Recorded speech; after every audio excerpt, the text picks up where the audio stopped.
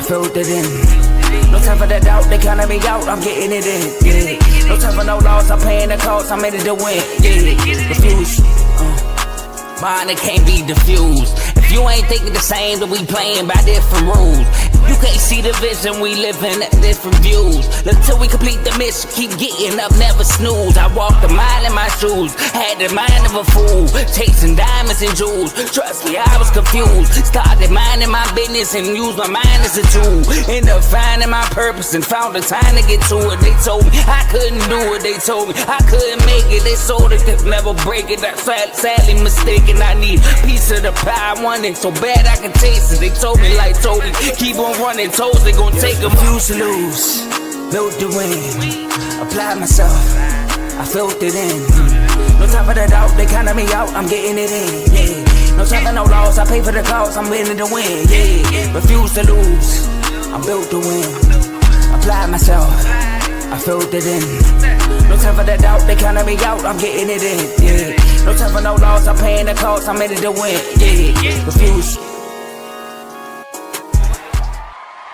Welcome back to CTC. I'm your gracious host, Carl, and I'm back with another episode. And today we're talking about the rest of week 13, the Saturday games. I got 8 games for y'all today. But before we discuss that, I'd like that you like, comment, share, subscribe. It helps the channel, helps the network. It helps my channel, CTC, by way of the Refuse to Lose Network. Now, before we get into it, I also got to let you know about the shows because we are a network. So the first show I'm going to talk about is the main show featuring Joe, Tomo, and Dave. They go live every Tuesday and Friday, 7 to 8:30ish. So make sure y'all tune into that. Yesterday was a fun episode. We got Unfazed. They normally go live Tuesdays at 9 o'clock Eastern, 8 o'clock Central. That's Joe and AJ. Make sure y'all tune into them. We have BWT, Baseball with Teddy. He doesn't go live. He normally does like preview me. He just drops episodes. Excuse me. So be on the lookout for him. We have FFC. Week 12 started Thursday. We got some more Sunday and Monday. So tune in for your tidbits, your waiver wires, and stuff like that, because I know it's crunch time for them playoffs. Next, we got Dave's Doghouse Highlights and Lowlights of Sport. We got Real Ballers Only RBO, hosted by Vaughn, NBA show. And we have In the Red Corner boxing show featuring Ty, Ricky, and Tomo. They go live on Sunday. They don't go live every Sunday, but when they do go live, they go live on a Sunday. So for all your boxing needs, check out In the Red Corner. Now, that's all the shows we have on the network. So please like, comment, share, subscribe. And if you like what you're listening to, stick with us. Now, we'll get into these Saturday games. Shout out my brother in the comments. He says week 13 preview is lit. I mean, if you missed yesterday, we went 2-0 yesterday with Friday Night Lights. North Carolina State beating Florida State. I told y'all, forget the points. Take NC State straight up. They got it done. And then UNLV absolutely destroyed Hawaii, like I said they would. So we got a 5-2 record on the week. We got a 124-64 record overall on the season.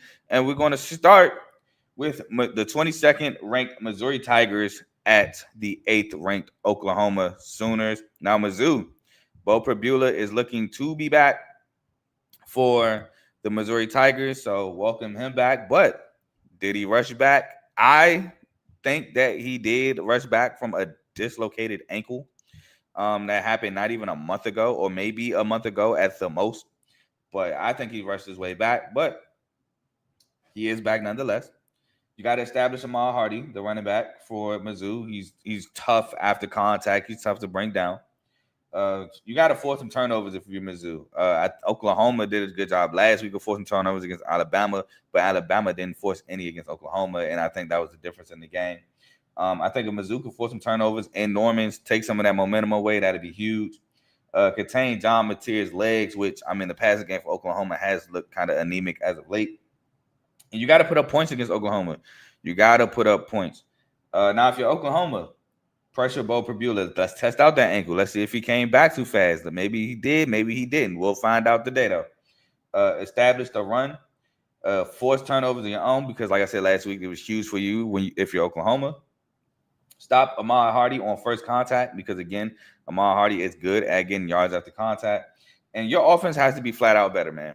The fact that Oklahoma put up 17 points. No, excuse me. Yeah, 17 points off turnovers. They put up a touchdown after the fumble by Ryan Williams on the punt. They put up a pick six, and then they had a field goal off the fumble by Ty Simpson. And you still only had 23 points is concerning if you are Brett Venables and the Oklahoma Sooners. But I'm going to go with Oklahoma, man. I'm going with Oklahoma to win this. Why? Because the Sooners defense is just that elite. I think this defense is super elite, that they're going to set up Oklahoma for success. I do think Mateer and this offense can put up points against the Mizzou, and this defense of Mizzou isn't. I don't want to say they're elite. They're good. They're okay, but I do think Oklahoma, with the speed on the outside and Xavier Robinson stepping up in that backfield, I do think they put up some points here. I do think they suffocate this Mizzou offense. I think they do a good job of stopping Ahmad Hardy on first contact. Excuse me. And like I said, I do think Bo Pribula rushed back from this ankle injury. So I'm going to take Oklahoma in this one. Next, we got Minnesota 6-4, kind of reeling at Northwestern, who, hey, they got bowl implications on the line. They are currently 5-5. A win here, they are bowl eligible. A loss here, then they'll have to wait till next week. This game is I think this is also at Wrigley Field. 12 o'clock on Big Ten Network. So for Northwestern, this is a big game. It's a big game. You want to be bowl eligible. You want to take advantage of the fact that Minnesota has been dropping games. If you're Minnesota, you want to get back on track. And this is a game to do so. But I think this game is going to be very defensive. So Minnesota, you got to establish the run. I believe Darius Taylor should be back. But even when he's back, he came back one game, played a play, and he was out again. So I'm going to just say establish the run. Because even with if Darius Taylor is back in the lineup, will he be able to play the entirety of the game? But it says he is. They say he should be back. So we'll see. But in any case, you want to establish the run period.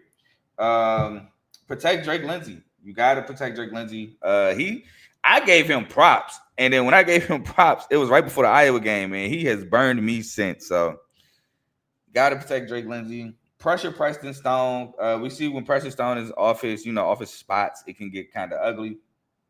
Get the ball to Javon Tracy and Lemeki Brockington, and you got to stop the run if you're Minnesota. Now, if you're Northwestern, you got to establish Cam Kumalafe, the running back, who's actually having a great year.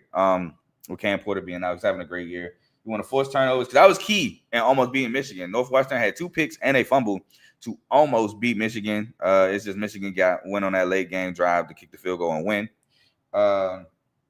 Pressure Drake Lindsey, because when Drake Lindsey is pressured, he will turn that ball over. Stop the run, and you got to finish drives. That was also a problem for Northwestern last week. They would get to the red zone. They would get inside the 10, heck, even inside the 5, but they could not punch the ball in the end zone against the Michigan Wolverines. And that was a big problem as well. They were settling for field goals, even though the ball was on the 1, on the 2. Couldn't get the ball in the end zone. That has to change this week against Minnesota. And I think it does, which is why I'm going with Northwestern to win this ball game. Northwestern defense is really good. It's on display every week. I mean, it was definitely on display against Michigan last week. I think they have a really good defense. I think they can really give Minnesota some trouble. The fact that they're in Chicago is also a plus at Wrigley Field. Because honestly, if this game was in Minnesota, I may lean the other way. But I do think being in Wrigley Field is a plus for Northwestern. I think they get to Drake Lindsey. I think they pressure him. I do think they force a couple turnovers. And like I said, Cam Kumalafe is having a good year. So I'm rolling with Northwestern in this ball game. And we move on to a game to where at this point, Louisville is just playing spoiler alert. We got Louisville at SMU, 12 o'clock on ESPN2. Now, like I said, Louisville, even though they're 7-3, they played themselves not only out of the ACC championship, but they played themselves out of the college football playoffs, losing back-to-back games to Cal in overtime, and then last week just keep shooting themselves in the foot against Clemson. They played themselves out of everything. They're just looking at a bowl game at this point. While SMU only has 1 ACC loss, which was Wake Forest, which was a game they also shot themselves in the foot. So they're still in it for a chance to play for the ACC championship. Their game is 12 o'clock on ESPN2. SMU comes into this one as 4.5-point favorites. Now, for Louisville, you got to establish Keywan Brown. I think Isaac Brown is out for the year. Keywan Brown is going to be huge. He's an explosive back. He is an explosive back. I do think he'll get his. You got to establish him. You got to contain Kevin Jennings' legs as a quarterback. You got to stop shooting yourselves in the foot. Self-inflicted wounds have to stop. You cannot do that against this SMU offense. Get Colin Lacey and Chris Bell the ball. And I think Miller Moss in this game is going to have to use his legs against this SMU defense. He's going to have to use his legs. I'm not saying he's going to have to run the ball a ton, but when lanes are there and they present themselves, he has to take them. Now for SMU, obviously you got to run Kevin Jennings. Get Jordan Hudson and Romello Brinson the ball. This defense got to get off the field on third downs. That is going to be huge in this game. You got to get off the field on third downs. They got to put up a ton of points. Score. Why? Because I feel like if you make Louisville match you, that's when the self-inflicted wounds start to happen. And pressure Miller Moss, man. Pressure Miller Moss. Maybe he throws you a turnover or two. But my winner is SMU. Why? Because they know what's on the line here. They know a chance to the ACC championship is on the line. SMU plays Louisville. They get this job done. They got one more game left. They'll have one loss currently. I mean, they may or may not need help. It depends on tiebreakers and things like that, because right now we currently have Georgia Tech, one loss, with they're playing their last ACC game of the season, which I'm talking about later, not next. Virginia has one ACC loss. They play their last ACC opponent, Virginia Tech, next week. So they may need some help. It depends on how tiebreakers go and stuff like that. But this is a big game. This is a big game. So they need this win to keep hope alive for a potential chance to play for an ACC title. So I'm going with SMU on this one. Next, we got a winner stays in contention for the Conference USA title, while the loser is out of contention game. We got Missouri State at Kennesaw State today, 2:00 on ESPN Plus. Y'all know I'm going to come at y'all with the Group of 5 games, man. I'm just not a Power 4 guy. I love to talk about the Group of 5, and we got a big one in the Group of 5 today. Both teams, one loss in Conference USA. So, like I said, this is a huge game for the standings. Mo State, they got to get Kennesaw State behind the chains, in my opinion. The more you force Kennesaw State to pass the ball, the better chance you have of beating Kennesaw State, because to me, their quarterbacks, both Dexter Williams and Amari Odom, are both pretty inaccurate. Establish Amari Lawrence, the running back, on the ground for Mo State. Jacob Clark has to protect the football. I believe he has 8-9 picks on the year. As I just see Chris Paul said to retire. Contain Amari Odom, the quarterback, for Kennesaw State, which contain both of them. You got to contain him and Dexter Williams, whoever's on the field at the time, and you got to force turnovers. That was big for Jack State last week and beating Kennesaw State at home. They forced a lot of turnovers against Kennesaw State, and they got a Hail Mary late at the end of the first half. Now, if you're Kennesaw State, Dexter Williams or Amari Odom both has to be accurate. Okay, they both got to be accurate. Their inaccuracies, man, it hurts at times. Run the quarterback, like I said, whoever it is at quarterback. Get off the field on third downs. I think that's going to be big for Kennesaw State. The defense got to consistently get off the field on third downs. Pressure Jacob Clark and get the ball to Gabriel Benyard, which is crazy because last week on the injury report, I saw Gabriel Benyard was out. And I'm watching the game, and I'm like, I see Gabriel Benyard on the film. Like, oh, huh? How does that work? But, yeah, you definitely got to give Gabriel Benyard the ball. And my winner, I'm going with Kennesaw State. I'm going with Kennesaw State, man. At home, I do think they, with the dual threat guys, I think that poses an issue for Mo State. I think Mo State defense is good, though. And shout out to Mo State, by the way, first year in conference, in FBS football, and they're potentially at play for a Conference USA title. Just great on them. And Kennesaw State, shout out to them, too. Second year in FBS football in Conference USA, and they're also in contention for a Conference USA title. So shout out to them. But I think Kennesaw State gets this done. The run game. Gabriel Benyard is just an explosive guy. Things will be tough. Tough to stop him. I do like Mo State, though. I think this is a close game. I'm not mad at anybody taking Mo State plus the points, but I think Kennesaw State gets this one done in a close one. Next, we got a huge game here. Not only is this a huge game for playoff positioning, but this is a huge game because if a certain team wins this game, if USC wins this, they could be in contention for a Big Ten title opportunity. I mean, crazy things have to happen. But if USC beats Oregon, it knocks Oregon out of contention, first of all, for the Big Ten title.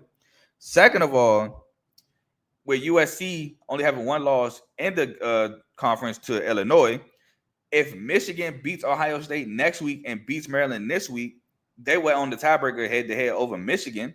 So it would put, I believe, Indiana versus USC for the Big Ten title game. But it just causes chaos. And I'm not going to lie, normally I'm for the chaos. But as you can see, I'm a Michigan State fan. I don't want the chaos involving Michigan. So, yeah. But we got to talk about this game first before we talk about the chaos. We got 15th ranked USC at 7th ranked Oregon, 3:30 on CBS. Now for USC, they got to pressure Dante Moore. One, because DeCorian Moore is out yet again. Two, because I don't know if I like Dante Moore under pressure, man. I like he's having a good season. He is, but I still remember the Dante Moore UCLA, and I don't think he's too far removed from that. So you put him under pressure, might throw your pick or two. Get Makai Lemon and Jacoby Lane the ball. Obviously, Makai Lemon is such a dog. And by the way, Jacoby Lane, I mess with your game. I like you a lot. I like Makai Lemon a lot. Makai Lemon is not the best receiver in the country, bro. The best receiver in the country wears for in Ohio State in Columbus. It's Jeremiah Smith. But he a dog, though. Makai Lemon is definitely a dog. Established King Miller. Got to be better against the run because Oregon's going to run at you. They're going to run at you heavy. And get off the field on third downs because that's going to be key for the Trojan defense. It was key in the second half why they shut out Iowa in the second half. Now, if you Oregon, you got to force some turnovers, man. You got to get to Jaden Maeva. You got to get them to throw the ball your way. Got to get some picks. You got to pressure Jaden Maeva, excuse me. Establish Noah Whittington. Malik Benson, yet again, is going to have to step up with no DeCorian Moore. And you got to strike first, in my opinion. Austin Stadium is going to be rocking. I feel like if you strike first, you get up on USC like Iowa did. Difference is you're at home this time. It might be tough for Lincoln Riley and his offense to bounce back. But my winner, I'm going with the upset. I'm taking USC. Why?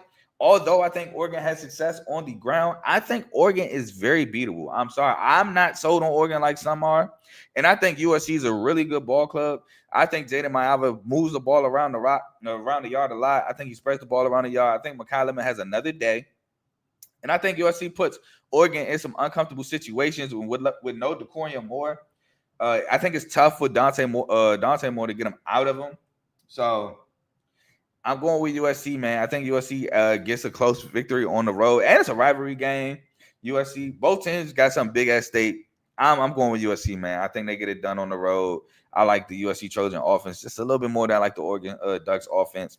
The defense for Oregon is tough. Don't get me wrong. I do think Oregon defense comes to play as well, but I just think, man, King Miller's been having a year. He has another day. Makai Lemon, he's so tough to stop. He's just been such, I don't want to say security blanket, but kind of for Jaden Maeva. So I'm taking USC in the upset.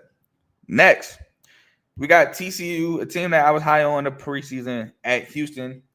Houston's coming to this game as a 1.5 favorite. This game is 4:00 on Fox.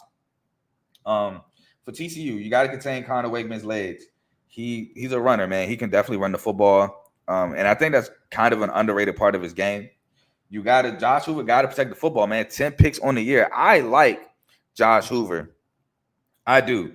But I've always said he has a turnover issue, and it's kind of rearing its ugly head again this year. Like I said, with the 10 interceptions. Get Eric McAllister the ball. Again, there will be no Kavorian Barnes, so Jeremy Payne and Trent Battle has to step up at the running back position. And you got to stop the run because that has been kind of Houston's bread and butter too with Dean Connors and Connor Wakeman.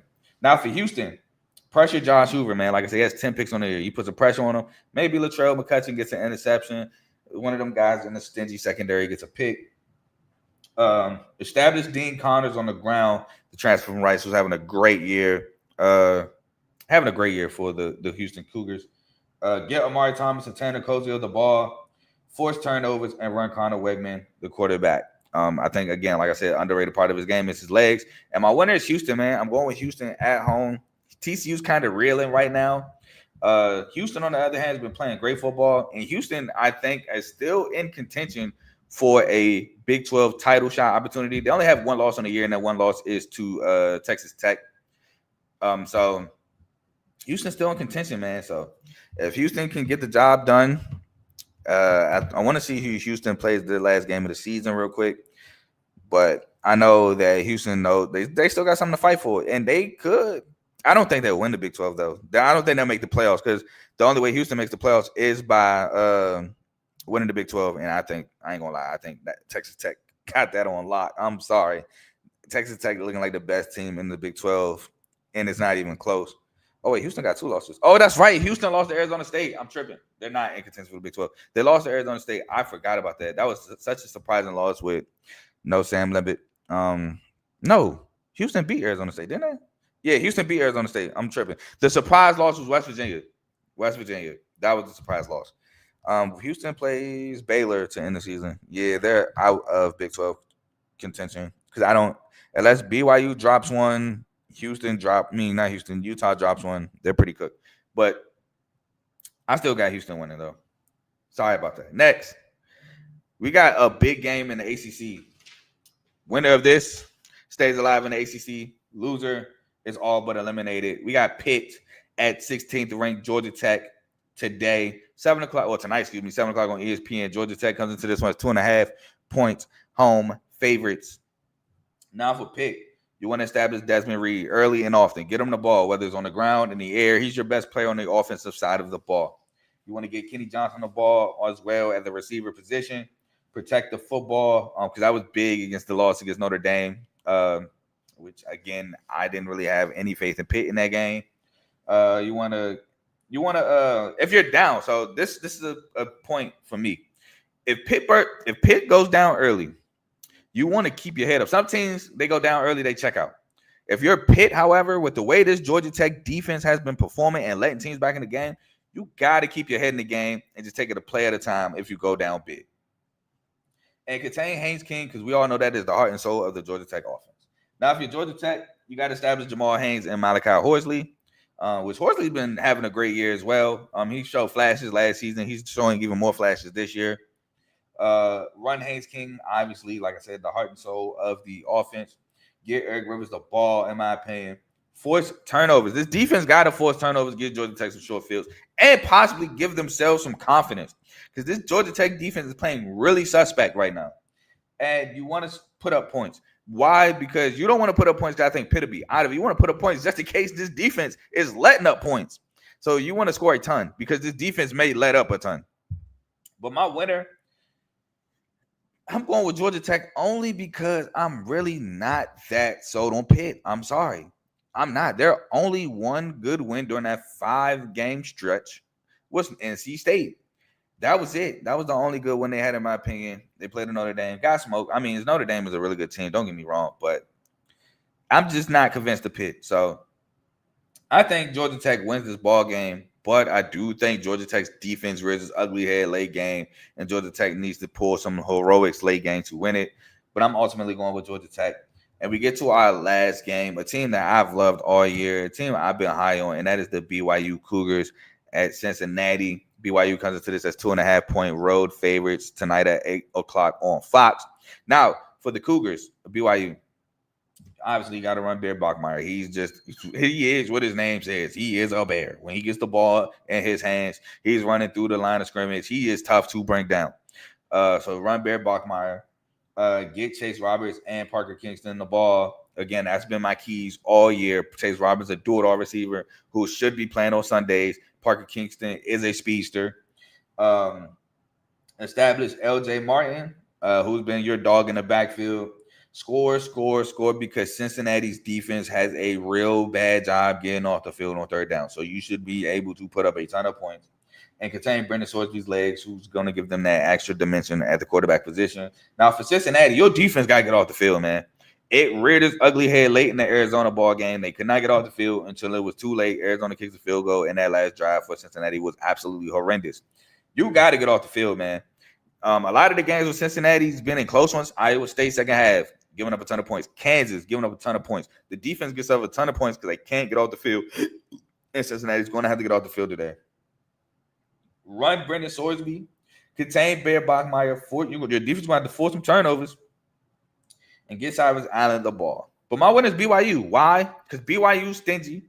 I think BYU's defense is going to have another great game after having a great game against TCU.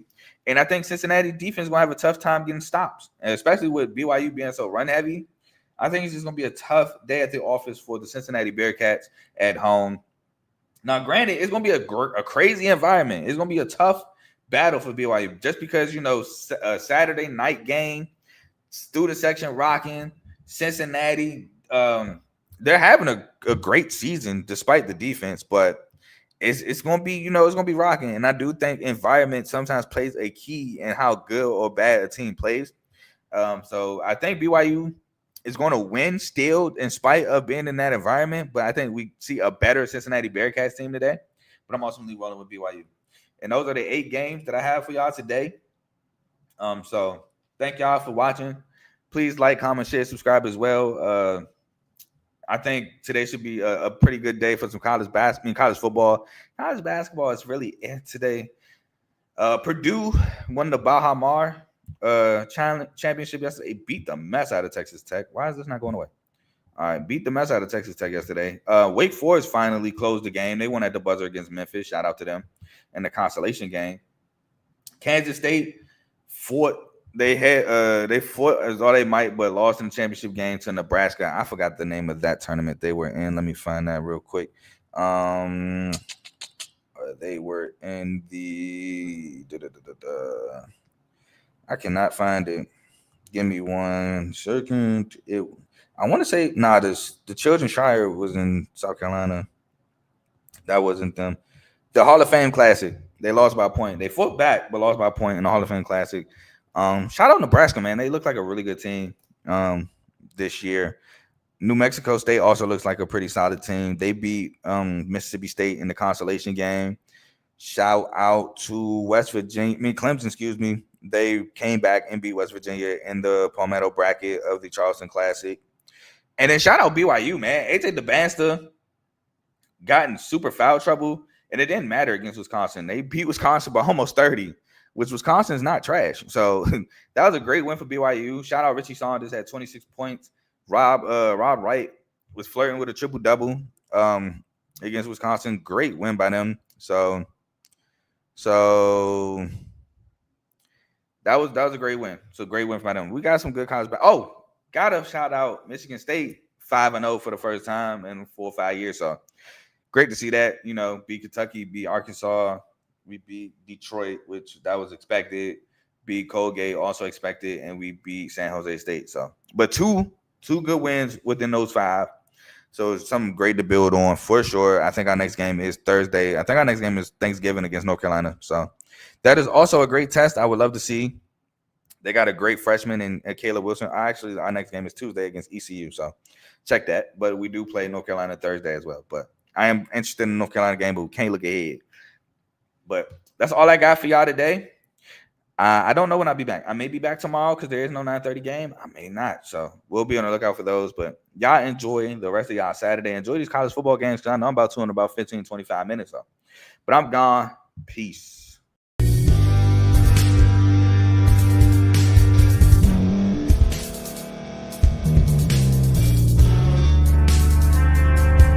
Thank you for staying to the end. If you're watching this on YouTube, please like this video, subscribe, and also hit that notification button so you can be notified next time we put out a video. If you're listening on any podcast platform, subscribe and hit that notification button, y'all, so you can be notified we put out another podcast audio. And last but not least, hit that share button, no matter what you're listening to or watching it. Hit that share button and send it to somebody that you know that would love to watch this episode you just listened to. So once again, thank you for staying to the end, and we'll see y'all in the next episode.